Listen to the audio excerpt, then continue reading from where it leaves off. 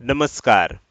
Share market Marathi या YouTube चॅनलवर आपल्या सर्वांचं हार्दिक स्वागत. आजच्या व्हिडिओमध्ये आपण सोमवार दिनांक 22 जुलै 2024 साठीचं इंडेक्स व स्टॉकचं विश्लेषण करणार आहोत. मात्र या विश्लेषणाला सुरुवात करण्यापूर्वी आपल्या सर्वांना एक नम्र सूचना आहे, ती म्हणजे या व्हिडिओच्या डिस्क्रिप्शनमध्ये आपण शेअर मार्केट मराठीच्या व्हॉट्सअप, टेलिग्राम आणि फेसबुक ग्रुपच्या लिंक दिलेल्या आहेत.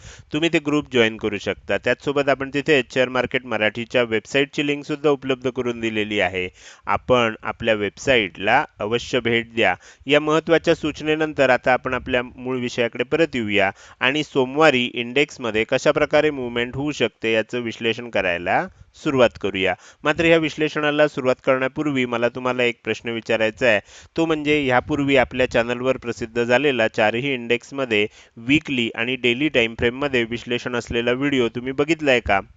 तो जर व्हिडिओ तुम्ही बघितला नसेल तर आजचा व्हिडिओ बघण्यापूर्वी तो व्हिडिओ एकदा बघा आणि त्यानंतर आजचा व्हिडिओ बघा. म्हणजे येणाऱ्या काळात चारही इंडेक्स सोबतच ओव्हरऑल मार्केटमध्ये कशा प्रकारे मूव्हमेंट होऊ शकते, कुठे सपोर्ट घेतला जाऊ शकतो, कुठे रेझिस्टन्स फेस करायला लागू शकतो, चालू असलेला ट्रेंड असाच चालू राहिला तर कोणती टार्गेट्स बघायला मिळू शकतात, जर रिव्हर्सल येणार असेल तर कोणत्या लेवलपासून येऊ शकतं, अशा अनेक विषयांची अतिशय विस्तृत अशी चर्चा त्या व्हिडिओमध्ये करण्यात आलेली आहे. तुम्हाला जर तो व्हिडिओ बघायचा असेल तर आत्ता उजव्या बाजूला वर कोपऱ्यात आय बटनमध्ये त्या व्हिडिओची लिंक तुम्हाला दिसत असेल, तिथे क्लिक करून तुम्ही तो व्हिडिओ बघू शकता. त्याचसोबत त्या व्हिडिओची लिंक या व्हिडिओच्या डिस्क्रिप्शनमध्ये सुद्धा उपलब्ध करून दिलेली आहे. मी आता असं अज्युम करतोय की तुम्ही तो व्हिडिओ बघितलेला आहे आणि आपण आजच्या विश्लेषणाला सुरुवात करूया आणि त्यासाठी डायरेक्टली जाऊया चार्टवर. इथे मी बँक निफ्टीचा 15 मिनिटाचा चार्ट ओपन केलेला आहे. आपण जे कालचं विश्लेषण केलं होतं त्यामध्येच मी तुम्हाला सांगितलं होतं की आता इथे तुम्हाला एक एम पॅटर्न तयार झालेला आहे आणि ह्या एम पॅटर्नच्या ब्रेकआउटला आत्ता येऊन बँक निफ्टी थांबलेली आहे. आता ह्याचा दोन्ही बाजूनं विचार आपल्याला करावा लागेल. ह्याचं कारण असं आहे की पुढच्या आठवड्यामध्ये आपल्याला माहिती आहे की भारताचं केंद्रीय बजेट जे आहे ते लोकसभेमध्ये सादर होणार आहे आणि त्यामुळे मार्केटमध्ये आपल्याला व्होलॅटिलिटी बघायला मिळू शकते. जर समजा मार्केटमध्ये तेजी येणार असेल तर काय होईल, इथे गॅप अप ओपन होईल आणि आपल्याला वरच्या दिशेनं जाताना बघायला मिळेल. आता हा जो एम पॅटर्न आहे ह्याचा डब्ल्यू पॅटर्न बनायला वेळ लागणार नाही. इथपर्यंत आलं होतं, इथे वर गेलं, इथपर्यंत खाली आलंय. जर गॅप अप ओपन झालं आणि वर जायला लागलं तर आपल्याला इथे डब्ल्यू पॅटर्न सुद्धा बनताना बघायला मिळू शकतो. म्हणजे जो एम पॅटर्न होता त्याचा डब्ल्यू पॅटर्न बनायला वेळ लागणार नाही. गॅप अप ओपन होऊन जर वर जायला लागलं आणि 52,375च्या वर टिकलं तर मग आपल्याला काय होऊ शकतं, एक तेजी बघायला मिळू शकते आणि आपल्याला वर जात असताना 52,375, 52,575 आणि 52,675 ही तीन टार्गेट आपल्याला वरच्या दिशेनं बघायला मिळू शकतात. अर्थात जर गॅप अप ओपन होऊन वर जात असेल. मात्र तसं झालं नाही, फ्लॅट ओपन झालं किंवा थोडंसं ह्या आसपास ओपन झालं आणि इथून खाली जात असेल आणि खाली जात असताना 52,200 ही लेवल जर ब्रेक केली, तुम्ही जर बघितलं तर ह्यापूर्वी अनेक वेळेला 52,200 या लेवलचा सपोर्ट घेतलेला होता. अनेक वेळा तुम्ही बघू शकता की 52,200 या लेवलला सपोर्ट घेतला होता. आपण जर मागे गेलो तरी सुद्धा आपल्याला लक्षात येईल की 52,200चा सपोर्ट अनेक वेळेला बँक निफ्टीनं घेतलेला आहे मागच्या काही दिवसांमध्ये. मी तुम्हाला मागे नेऊन सुद्धा दाखवतो.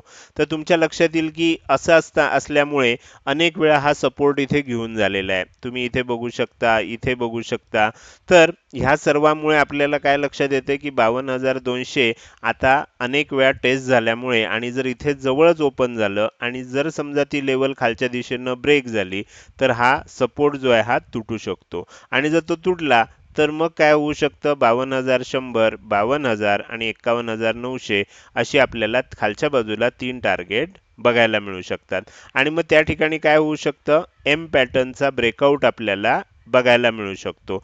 हा जो एम पॅटर्न दिसतोय ह्याचा ब्रेकआउट झाला तर खूप मोठं टार्गेट आपल्याला खालच्या बाजूनं बघायला मिळू शकतं. तर यामुळे आपल्याला आता बघायचं आहे की डब्ल्यू पॅटर्नचा ब्रेकआउट होतोय सोमवारी का एम पॅटर्नचा ब्रेकआउट होतोय. दोन्ही शक्य आहे आणि ज्या दिशेनं आपल्याला ब्रेकआउट मिळेल त्या दिशेनं आपल्याला 200 ते 300 पॉईंटची मोठी मूव्हमेंट बघायला मिळू शकते. तर त्यामुळे आपल्याला सोमवारी एक चांगली संधी मिळण्याची शक्यता आता निर्माण झालेली आहे. हे झालं बँक निफ्टीचं विश्लेषण. आता आपण पुढे जाऊया आणि निफ्टीचं विश्लेषण करायला आपल्याला सोमवार असल्यामुळे निफ्टी मिड कॅप सिलेक्ट या इंडेक्सचं विश्लेषण करावं लागेल, कारण निफ्टी मिड कॅप सिलेक्ट या इंडेक्समध्ये सोमवारी वीकली ऑप्शन एक्सपायरी असणार आहे. तर त्याच्यामुळे मी इथे निफ्टी मिड कॅप सिलेक्ट या इंडेक्सचा चार्ट ओपन करतोय. निफ्टी मिड कॅप सिलेक्टमध्ये जर तुम्ही बघितलं तर शुक्रवारी खूप मोठं सेलिंग आपल्याला बघायला मिळालं होतं आणि त्यामध्ये आपल्याला इथे जर बघितलं तर एम पॅटर्न तयार झाला होता आणि ह्या एम पॅटर्नचा ब्रेकआउट सुद्धा ऑलरेडी आलेला आहे आणि आपल्याला 1:1 टार्गेट सुद्धा मिळालेलं आहे. त्यामुळे एक खूप मोठं सेलिंग शेवटच्या सत्रात सुद्धा बघायला मिळालं. त्यामुळे आपण काय केलंय, खालच्या बाजूला 12,166 च्या आसपास एक इम्पॉर्टंट लेवल घेतली आहे, 12,270 च्या आसपास एक इम्पॉर्टंट लेवल वरच्या बाजूला घेतली आहे आणि ह्या दोघांमध्ये आपल्याला माहिती आहे 50 पेक्षा जास्तचा डिफरन्स असल्यामुळे आपण 12,219 च्या आसपास आपण एक सेंटर लाईन सुद्धा घेतलेली आहे. अशा वेळेला काय होऊ शकतं, जर समजा ह्या एरियामध्ये ओपन झालं आणि खाली जायला लागलं तर मग आपल्याला थोडासा फॉलोअप बघायला मिळू शकतो, कारण ऑलरेडी सेलिंग दिसतंय आणि खाली जायला लागलं तर आपल्याला आणखीन एक सेलिंग होऊ शकतं आणि 12,166 च्या खाली जात असेल तर साधारणपणे 12,140 खाली गेलं तर 12,115 आणि त्याच्याही खाली गेलं तर 12,090 अशी 3 टार्गेट आपल्याला खालच्या बाजूला बघायला मिळू शकतात. मात्र जर खूपच गॅप अप ओपन झालं आणि वरच्या बाजूला टिकत असेल, पण हे 100 पॉईंट अंतर जाणं सुद्धा आपल्याला काय असतं, खूप मोठं टार्गेट होईल. त्यामुळे जर 12,270 जर आपल्याला ब्रेक होऊन ही वरची जी टार्गेट आहेत 12,295, 12,320 आणि 12,345 ही जर यायला पाहिजे असतील तर आपल्याला खूप मोठं गॅप अप ओपन होणं आवश्यक आहे आणि मग काय होईल, हे जे काही सेलिंग झालेलं आहे त्या लोकांनी ज्यांनी पोझिशन होल्ड केल्या आहेत ह्या अपेक्षेनं की सोमवारी इथे ओपन होऊन खाली जाणार आहे आणि आणखीन खालचं टार्गेट मिळेल, जर गॅप अप ओपन झालं आणि वर जायला लागलं तर मात्र काय होईल, त्यांना शॉर्ट कव्हरिंग करावी लागेल आणि त्यामुळे आपल्याला ही वरची टार्गेट्स बघायला मिळू शकतात. तर इथे सुद्धा आपल्याला लक्षात ठेवायचं आहे की वर जायला लागलं, गॅप अप ओपन झालं आणि वर जायला लागलं तर शॉर्ट कव्हरिंग होण्याची शक्यता आहे. अन्यथा आपल्याला खाली जर इथे ओपन झालं आणि खाली जायला लागलं तर फॉलोअप येऊन आणखीन सेलिंग होण्याची शक्यता सुद्धा नाकारता येत नाही.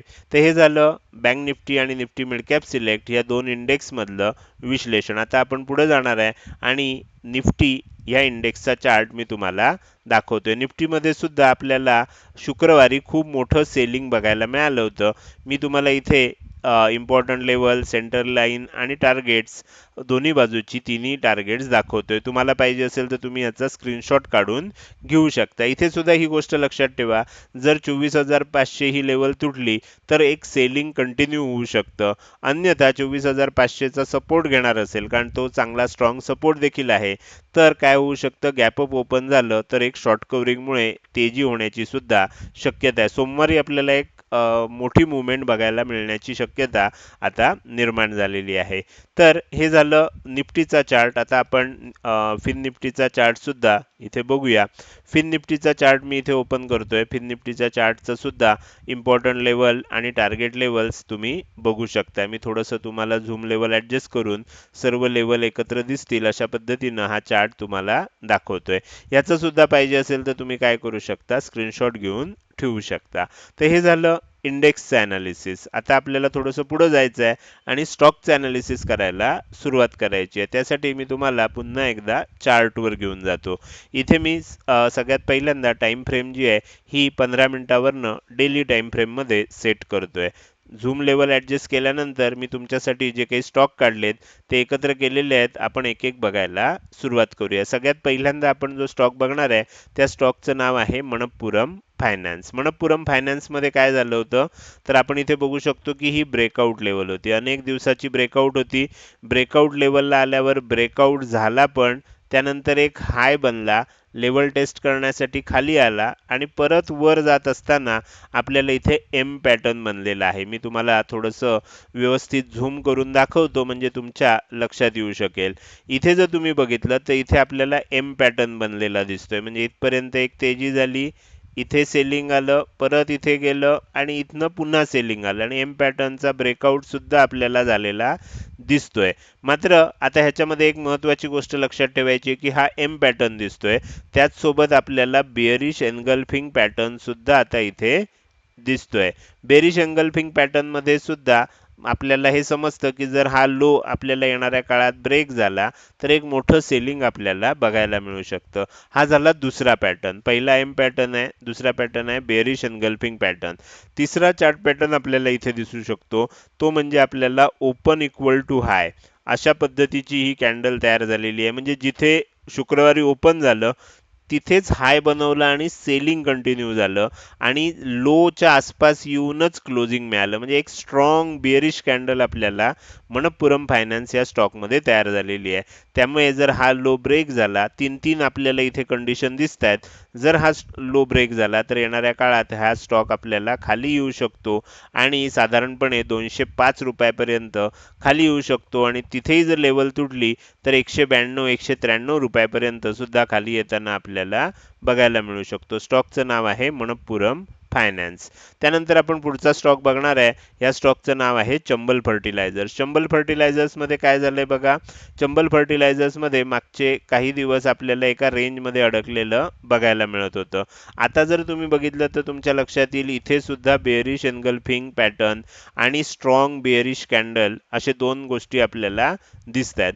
जर हा लो ब्रेक झाला 490च्या खाली, जर हा स्टॉक टिकायला लागला तर येणाऱ्या काळात हा स्टॉक आणखीन खाली येऊ शकतो. खाली येत असताना आपल्याला साधारणपणे 460 रुपयाच्या आसपास आणि 440 रुपयाच्या आसपास म्हणजे 460 रुपयाची लेवल इथे दिसते, कारण हा इथनं हे बाईंग जे आहे ते कंटिन्यू झालं होतं. तिथपर्यंत आपण खाली येऊ शकतो. ती लेवल मोडली तर 440 रुपयापर्यंत खाली येताना आपल्याला चंबल फर्टिलायझर्स हा स्टॉक बघायला मिळू शकतो. जनरली हे फर्टिलायझर स्टॉक जे असतात ते पावसाळ्याच्या आधी वाढतात आणि पावसाळ्यानंतर आपल्याला हळूहळू खाली येताना बघायला मिळतात. तर त्या पद्धतीनं आपल्याला इथे असं चित्र होताना दिसतंय. तर आता आपण पुढे जाऊया. पुढचा स्टॉक जो आहे तो आहे हिंदाल्को इंडस्ट्रीज. हिंदाल्कोमध्ये सुद्धा एक खूप मोठं सेलिंग आपल्याला इथे बघायला मिळालंय आणि मागचे अनेक दिवस ज्या लेव्हलचा सपोर्ट घेतला जात होता त्या लेव्हलपर्यंत आता हा स्टॉक आलेला आहे. इथे सपोर्ट घेतला होता, आता त्याच लेवलला आलेला आहे. 661 रुपये 660 रुपयाच्या आसपासची ही लेवल आहे. 660च्या खाली जर समजा हा स्टॉक टिकत असेल तर येणाऱ्या काळात ह्या स्टॉकमध्ये आपल्याला एक सेलिंग बघायला मिळू शकतं आणि सेलिंग झाल्यानंतर हा स्टॉक आपल्याला खूप खाली जाताना बघायला मिळू शकतो, कारण मागचे अनेक दिवस 660 रुपयाच्या वरच टिकत होता. जर आता ती लेवल तुटली तर हे सेलिंग बघायला मिळू शकतं, किंवा ज्या पद्धतीनं पूर्वी इथे बाउन्स आला असा आपल्याला बाउन्स सुद्धा जर हा लो ब्रेक झाला नाही तर, किंवा ही लेवल तुटली नाही, गॅप अप ओपन झालं आणि वर जायला लागलं तर येणाऱ्या काळात आपल्याला हा स्टॉक पुन्हा एकदा बाउन्स दाखवू शकतो. स्टॉकचं नाव आहे हिंदाल्को. आता आपण काय करूया, आपण आता पुढे जाऊया आणि शेवटचा स्टॉक बघूया. या स्टॉकचं नाव आहे ONGC, oil and natural gas limited. ह्याच्यामध्ये सुद्धा आपल्याला काय दिसतंय, ह्याच्यामध्ये मागचे अनेक दिवस एक चांगली तेजी झालेली दिसते आणि टॉपला आपल्याला बेअरिश एनगल्फिंग पॅटर्न बनलेला आहे. हा सुद्धा बेअरिश एनगल्फिंग पॅटर्न आहे.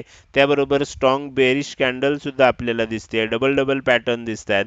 त्यामुळे जर हा लो ब्रेक झाला 320 रुपयाच्या किंवा 319 रुपयाच्या खाली, जर ONGC या स्टॉकमध्ये किंमत टिकत असेल तर आपल्याला हळूहळू ती 303 रुपये 292-93 रुपये इथपर्यंत खाली येताना बघायला मिळू शकते.